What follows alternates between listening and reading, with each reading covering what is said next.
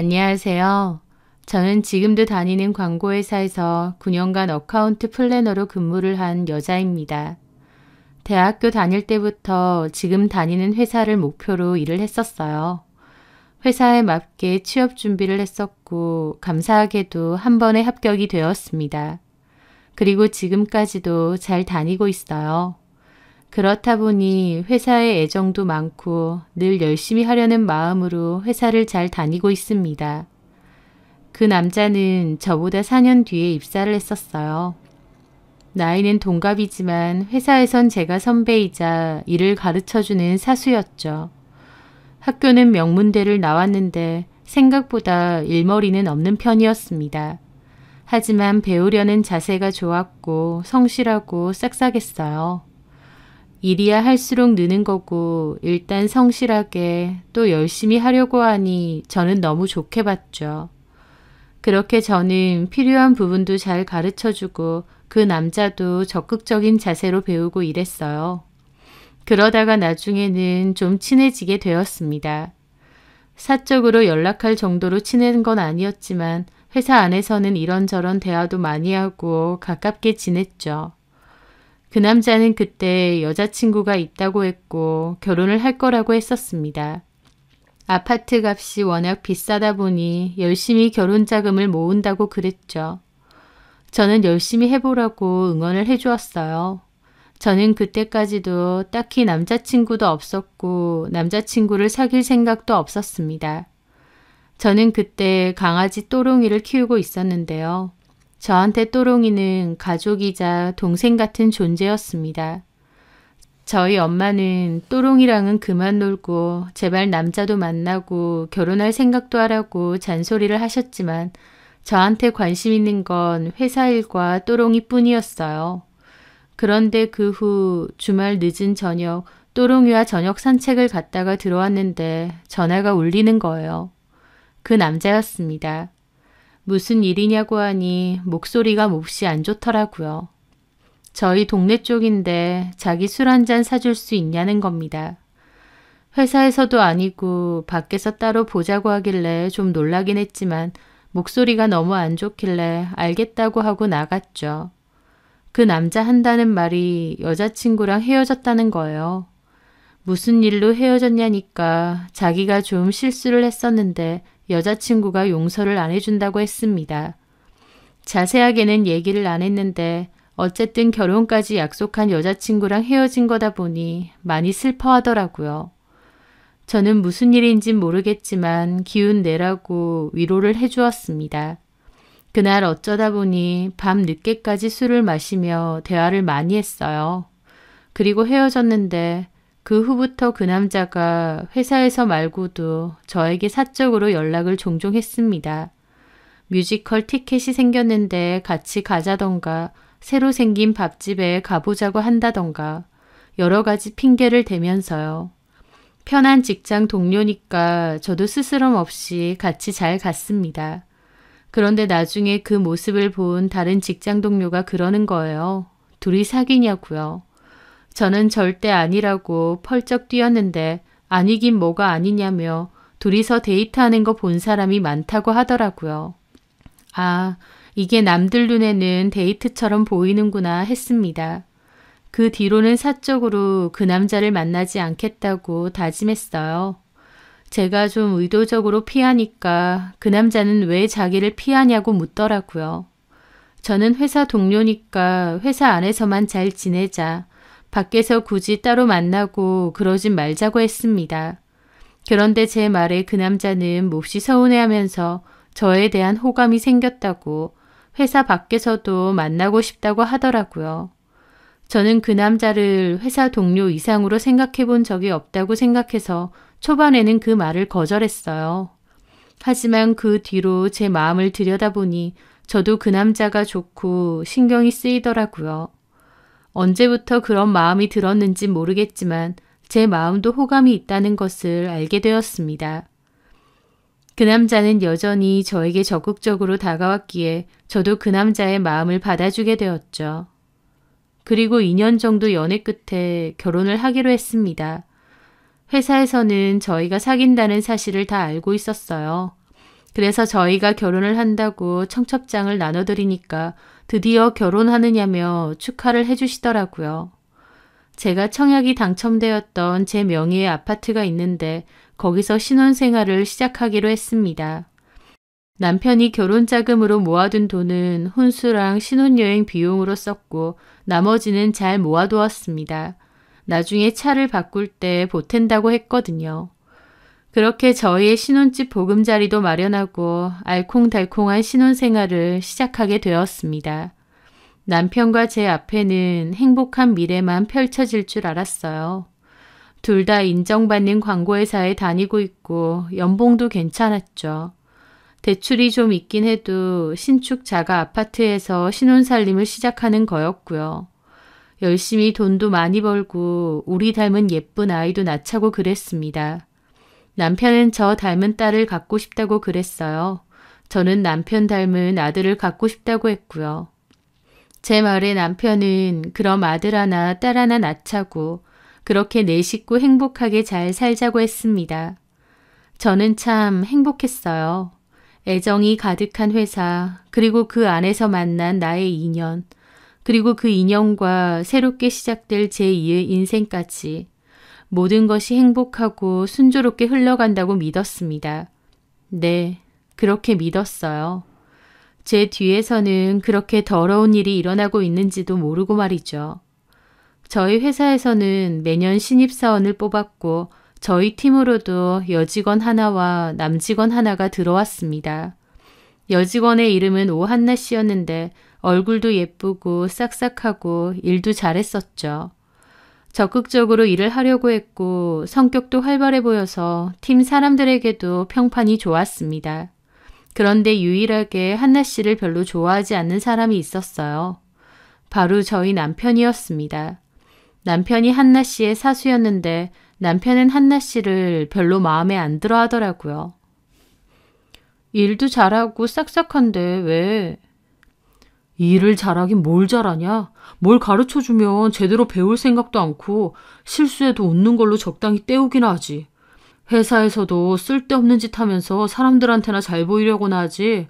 정작 업무에 대해서는 실수가 너무 많아. 내가 걔 때문에 골치가 아프다니까? 저는 남편이 그런 말을 할 때면 속으로 당신 예전에 어떻게 했는지 생각해봐라 싶었습니다. 남편도 초반에는 일도 잘 못하고 실수도 많이 했거든요. 개구리 올챙이적 생각 못하기는 싶었지만 남편이 한나 씨의 사수이다 보니까 저렇게 느낄 수도 있다 생각했습니다. 한나 씨와는 업무로 많이 엮여 있었으니까요. 다만 한나 씨가 어리고 사회생활도 아직 낯설 텐데 너무 그러지 말라고 한 적은 있었죠. 그때는 몰랐습니다. 왜 남편이 괜히 나서서 제 앞에서 한나 씨 욕을 하는지요. 남편은 일부러 그랬던 거예요. 저의 의심을 피하고 싶어서 혹은 도둑이 제발 저린다는 심정으로 그랬겠죠. 저는 남편과 오한나 씨의 진짜 사이를 저희 집에 있는 펫 CCTV를 통해 알게 되었거든요. 저희 친정은 아빠가 안 계시고 엄마만 계시는데요. 제가 결혼하면서 또롱이는 엄마가 데리고 있어 주셨거든요. 그런데 엄마가 중국에 있는 이모 집에 놀러 가서 한동안 좀 지내다가 오신다고 하는 겁니다. 길면 몇 달까지도 있다가 올 수도 있다고 하셨죠. 그러면서 또롱이를 저희 집에 당분간 데리고 가라고 하셨어요. 저는 알겠다고 하고 남편에게도 말하고 데리고 왔어요. 그런데 또롱이가 노견이다 보니 혼자 있는 것이 너무 불안하더라고요. 그래서 친정에서 쓰던 강아지 전용 CCTV를 가지고 와서 설치하게 되었습니다. 그 CCTV는 또롱이의 현재 모습을 제가 실시간으로 확인할 수 있는데요. 카메라 모양이 일반적인 CCTV 같이 생긴 게 아니고 AI 장난감 같이 생겼어요. 저는 그걸 서랍장 쪽에서 거실이 잘 보이게 설치를 해두었습니다. 남편에게도 지나가는 말로 팩캠을 설치했다고 얘기를 했던 것 같은데 남편은 그냥 대충 흘려서 듣더라고요. 저는 회사에서 일하면서 한 번씩 생각이 나면 그 CCTV를 보았어요. CCTV가 움직이기도 하고 강아지에게 말도 걸 수 있어서 또롱이가 불안해하거나 막 짖으면 또롱이 그만 하면서 제 목소리를 들려주기도 했습니다. 그러던 어느 날이었어요. 남편과 한나 씨는 인쇄소 외근 업무가 있다고 해서 나간다고 했습니다. 저는 일을 한참 하다가 문득 또롱이 생각이 나는 거예요.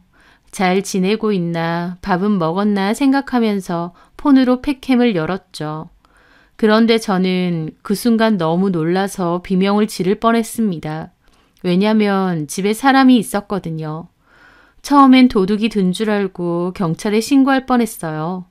남편도 저도 회사에 와 있는데 저희 집에 사람이 있다는 게 말이 안 되잖아요. 그런데 가만 보니 그 뒤통수가 남편인 겁니다. 집에 왜 갔지 생각을 하며 팩캠을 가만히 보고 있는데 화장실에서 누군가 나오더라고요. 그 순간 저는 너무 놀라 폰을 떨어뜨릴 뻔했습니다. 왜냐면 저희 집 화장실에서 한나 씨가 나왔거든요. 한나 씨는 쭈그려 앉아서 저희 또롱이를 쓰다듬고 있었습니다. 저는 이게 무슨 일인가 싶어서 머릿속이 새하얗게 변했어요. 외근 간다고 한 남편과 한나 씨가 왜 우리 집에 있는 걸까? 말도 안 되는 상황에 이해가 되지 않더라고요. 그런데 소파에 앉아있던 남편이 한나 씨에게 다가가서 뭐라고 하더니 갑자기 둘이 함께 안방으로 들어가는 겁니다. 저 그대로 얼어붙었습니다. 남편과 한나 씨는 저희 신혼집에서 외도를 저지르는 것이었어요. 이게 진짜 말이 되나 싶어서 꼼짝도 못하겠더라고요.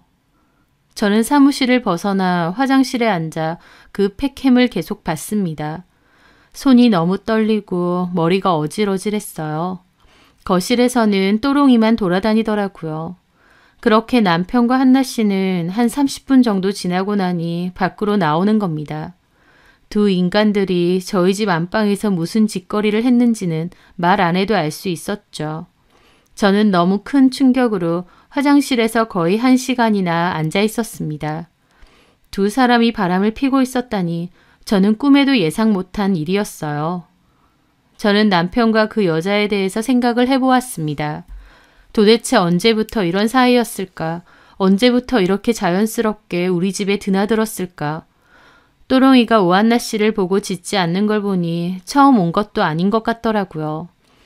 둘이서 외근을 자주 나갔는데 사실은 우리 집으로 갔던 걸까? 지금 당장이라도 남편과 오한나 씨 멱살을 잡아 끌고 와서 따지고 싶었습니다. 온몸이 너무 떨리고 기가 막혔죠. 가만 생각해보니 오한나 씨는 저희 결혼식에도 왔었어요. 신부 대기실에 있는 저를 보고는 과장님, 너무 아름다운 신부세요. 라고 했었죠. 그리고 저에게 과장님 행복하세요 라고도 했었습니다. 내 뒤에서 내 남편과 만나고 신혼집에 내 침대에서 뒹굴었던 그녀가 저보고는 결혼식장에서 행복하라고 했던 겁니다. 도대체 언제부터 이것들에게 기만당하고 있었을까 속에서는 용암 같은 분노가 올라오더라고요. 저는 도저히 그 인간들의 낯짝을 볼 자신이 없었습니다. 그 상황이 일단 안 믿겼고 제가 그것들 얼굴을 직접 보면 무슨 일을 저지를지 모르겠더라고요. 그렇게 사무실로 돌아가니 팀장님이 어디 몸이 안 좋느냐고 얼굴이 새하얗게 질렸다고 하셨습니다. 저는 급체를 한 것 같아서 병원에 가야 될 것 같다고 하고 조퇴를 했습니다. 그렇게 도망치듯 회사를 나왔어요. 그 인간들이 좀 전까지 있었던 집으로 들어갈 업무가 안 나서 차 안에서 녹화된 캠을 다시 돌려봤습니다. 집에 자연스럽게 들어오더니 오한나 씨는 화장실에 가고 남편은 물을 마시고는 소파에 앉아 있더라고요. 그리고 잠시 뒤에는 제가 봤던 그 광경이었고요. 저는 배신감으로 벌벌 떨며 그 장면을 보고 또 봤습니다. 결혼한 지 몇 개월밖에 안 됐는데 어떻게 이럴 수 있나 그 생각뿐이었어요. 그리고 차라리 모텔을 가지 왜 신혼집을 왔을까 싶기도 한데 사실 남편은 연애 때 저랑도 호텔이나 모텔은 선호하지 않았습니다. 자기는 그렇게 여러 사람들이 스쳐간 곳이 싫다고 했었거든요. 그 생각이 나면서 이 인간이 지는 세상에서 제일 더럽게 바람피면서 기어코 바람질까지 집에서 하는구나 싶었어요. 그렇게 이를 바득바득 갈고 있는데 제가 아파서 조퇴했다는 얘기를 들은 건지 남편이 저에게 전화가 오는 겁니다. 저는 안 받으려다가 받았는데 엄청 걱정스러운 척하면서 괜찮냐느니 어느 병원에 갔냐느니 묻고 있더라고요. 이게 사람인가 싶었죠. 결혼한 지 몇 개월도 안 된 새신랑이 신혼집에서 다른 여자, 그것도 회사 동료랑 그러고 있었으면서 뻔뻔하게 제 걱정하는 척을 하는 겁니다. 쌍욕이 나오는 걸 겨우 참고 대강 전화 끊었어요. 그렇게 저는 겨우 집으로 돌아왔는데 그 침대가 역겨워서 눕고 싶지도 않은 거예요. 그래서 작은 방에 이불 깔고 누웠습니다. 누워서 내내 그 생각만 곱씹었죠. 결혼한 지 몇 달도 안 돼서 남편은 바람을 피고 저는 그걸로 이혼을 한다니 제 신세가 너무 기가 막혔습니다. 남편이 퇴근하고 와서 괜찮냐며 왜 침대에서 안 자고 여기서 자느냐 그러는 겁니다. 저는 당장이라도 쥐어 뜯어놓고 싶은 걸 참고는 그냥 방바닥 따뜻한데 눕고 싶어서 그러니 나가달라고 했습니다. 좀 쉬고 싶다고요. 남편은 죽을 좀 사오겠다고 하더라고요. 저렇게 제 앞에서는 잘하는 척 껌뻑 죽는 척 하면서 어떻게 인간이 저렇게 치졸할 수가 있나 싶었죠. 저는 다음 날도 병가를 냈고 하루 종일 남편과 오한나 씨에 대해서 생각했어요. 결론은 이혼뿐이었습니다. 하지만 이혼한다고 해도 그냥은 못하겠다. 회사에 저것들 소문 다 내겠다 생각했어요. 하지만 결국 그런 것도 내 얼굴에 침뱉기 아닌가 싶어서 그 생각도 접었습니다. 그냥 조용히 남편에게 이혼 서류 전달하고 그것들 불러서 소문내기 전에 회사에서 나가라고 해야겠다. 그렇게 결심을 했습니다. 회사에서 그 둘이 나가면 당연히 소문은 날 수도 있겠지만 그래도 그렇게 하는 게 제일 최선이라고 느껴졌거든요. 그렇게 저는 결론을 냈습니다. 너무 암울하고 기가 막혔지만 애써 마음을 달랬어요. 차라리 신혼 초에 내 남편이 쓰레기라는 사실을 알아채서 다행이다. 그렇게 생각하자면서요. 그렇게 저는 남편 몰래 변호사 상담도 하고 이혼을 준비했습니다. 회사에서 남편과 그 여자 얼굴을 아무렇지 않게 봐야 된다는 게 속이 뒤집어지더라고요. 얼마나 참아댔던지 속에서 쓴물이 올라오는 것 같았죠. 그래도 그냥 조용히 끝내자 그 생각뿐이었던 것 같습니다. 그런데 얼마 뒤 저는 친구들과 저녁 약속이 있던 날이었습니다. 남편에게도 얘기를 해놨었는데 남편은 그날 오한나 씨와 외근을 나갔다가 곧바로 퇴근을 하겠다고 했습니다. 외근을 간다는 말에 저는 신경이 확 곤두서더라고요. 저것들이 설마 또? 저는 혹시나 싶어 남편이 나가고 나서 캠을 틈틈이 살폈습니다. 진짜 외근을 간 건지 남편은 집에 들어오지는 않더라고요. 저는 이러다가 내가 미치겠다 생각하며 빨리 이혼하자 그 생각만 했죠. 그러면서 퇴근 준비를 하는데 그 순간 남편이 집 안으로 들어오는 게 팩캠에 찍히는 겁니다. 퇴근하고 들어오는 건가 생각했는데 세상에 그 여자도 뒤따라 들어오는 거예요. 또 그 여자를 집에 들인 거였죠. 이번엔 정말 눈알이 튀어나올 것 같고 참을 수 없는 분노가 올라오더라고요. 제가 저녁에 약속이 있어서 늦는다고 하니까 오한나 씨를 집으로 데리고 왔구나 싶은데 가자는 남편도 좋다고 따라오는 이 여자도 미친 것 같았습니다. 저는 당장 집으로 쫓아가서 전부 뒤집어 엎겠다 생각하며 급하게 겉옷을 껴입는데 과장님, 근데 신혼집 집들이는 언제 시켜주세요? 라고 옆에 후배가 묻는 겁니다. 네? 결혼하신 지 몇 달 됐잖아요. 근데 집들이도 안 시켜주시고 집이 회사에서 그렇게 멀지도 않잖아요. 저희는 언제 한번 초대해 주실 거예요? 하는 겁니다. 저는 남편과 그 여자 생각 때문에 너무 혼란스러워서 맞아. 조만간 한번 초대할게요. 그랬습니다. 곧 이혼할 건데 초대는 무슨 초대인가요? 그냥 제가 제정신이 아니라서 아무 말이나 한 거죠. 그런데 그 순간 머리에서 뭔가 번뜩하는 겁니다. 그리고 저도 모르게 그랬어요. 아니면 오늘 가실래요? 네? 오늘요? 네. 지금 같이 가죠 뭐. 어차피 제가 음식은 못하니까 대신 배달 음식은 드시고 싶은 거 다 시켜드릴게요. 집에 술은 많이 있어요. 어머, 과장님 너무 쿨하시다. 이렇게 바로요? 저는 큰 소리로 말했습니다. 저희 집 초대할 건데 오늘 혹시 저희 집 가실 분 계신가요? 그 말에 몇몇 분은 왜 이렇게 갑자기 초대하느냐면서 안 된다고 하셨고 저한테 물어본 동료랑 3, 4명 정도는 갈 수 있다고 했습니다. 잘 됐네요. 그럼 같이 가요. 근데 저희 집들이 선물도 준비 못했는데 이렇게 갑자기 가도 돼요? 선물은 무슨 선물요? 저도 따로 음식 준비하는 것도 아닌데 그냥 와서 식사하고 술 한잔하고 가세요. 그렇게 저는 동료들과 함께 퇴근을 했습니다. 저도 무슨 생각으로 그런 말을 했는지 모르겠는데 그때 제 마음속에선 이것들 어디 한번 개망신 당해봐라 그 생각뿐이었어요. 저는 혹시 저희가 도착하기 전에 그것들이 돌아갔으면 어떡하나 싶기도 했는데 다행인지 불행인지 주차장에는 남편의 차가 있더라고요. 저는 동료들과 엘리베이터를 타고 집으로 갔습니다. 아파트가 너무 좋아요, 과장님. 엘리베이터도 엄청 신식이다. 이런 데서 신혼 시작하면 너무 행복하겠어요.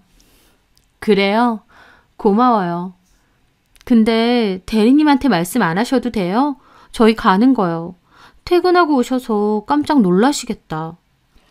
집에 가서 통화하죠 뭐. 저는 심장이 미친 듯이 뛰더라고요.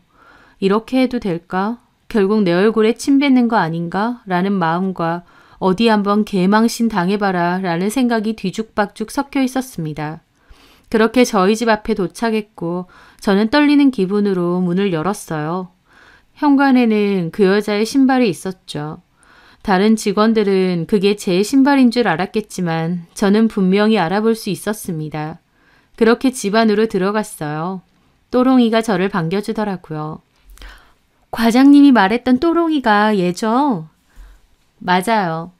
너무 귀엽다. 안 물죠? 그럼요. 과장님 집 너무 예뻐요. 구경 좀 시켜주세요. 그럴까요? 저는 그렇게 말하면서도 온 신경은 안방에 쏠려 있었습니다. 지금쯤 밖에 사람들이 왁자지껄 와 있다는 걸 눈치챘을 텐데 저것들이 어쩌고 있을지 아주 궁금하더라고요. 여기가 거실이고 여기는 주방, 그리고 여기는 서재로 쓰고 있는 방이에요. 일도 하고 책도 읽고. 어머, 너무 예쁘다. 인테리어에 신경 많이 쓰신 것 같아요. 고마워요. 이 방은 뭐 따로 없어서 창고로 쓰는 방이고요. 아, 그렇구나. 그럼 저쪽 방이 큰 방인가 봐요. 맞아요. 큰 방도 볼래요? 아, 됐어요, 과장님. 무슨 신혼집 큰 방까지 봐요. 저희 그렇게 주체가 아니에요. 아니에요. 그냥 집 구경하는 건데요, 뭐. 하면서 저는 동료들을 데리고 안방 문 앞에 섰습니다. 문고리를 잡는데 심장이 터질 것 같더라고요. 저는 문고리를 힘껏 돌려서 문을 확 열었어요. 그런데 남편도 그 여자도 안 보이는 겁니다. 어머, 침대 진짜 크고 이쁘다. 이거 되게 비싼 브랜드잖아요. 동료들이 그렇게 말을 해도 저는 이것들이 어디 갔지? 그 생각밖에 안 들더라고요. 그런데 그 순간 저희를 따라 들어온 또롱이가 갑자기 드레스룸 쪽으로 가더니 왈왈 짖는 겁니다. 그 순간 알았죠. 이것들이 드레스룸에 숨었구나 라는 것을요. 또롱이가 드레스룸 앞에서 짖고 있으니 동료들이 어리둥절해 하더라고요. 또롱이 왜 저래요, 과장님? 또롱아, 너 왜 그래? 거기 귀신이라도 있니? 그러게요. 또롱이가 왜 저러지? 진짜 귀신이라도 있는 건가? 과장님 무섭게 왜 그러세요? 한번 열어보면 되죠. 귀신 있는지 없는지. 저는 드레스룸으로 가서 문을 있는 힘껏 열어 제꼈습니다. 그 순간 정말 모두에게 정적이 찾아왔어요. 뒤에 서 있던 동료들은 너무 놀랐는지 비명도 못 지르더라고요.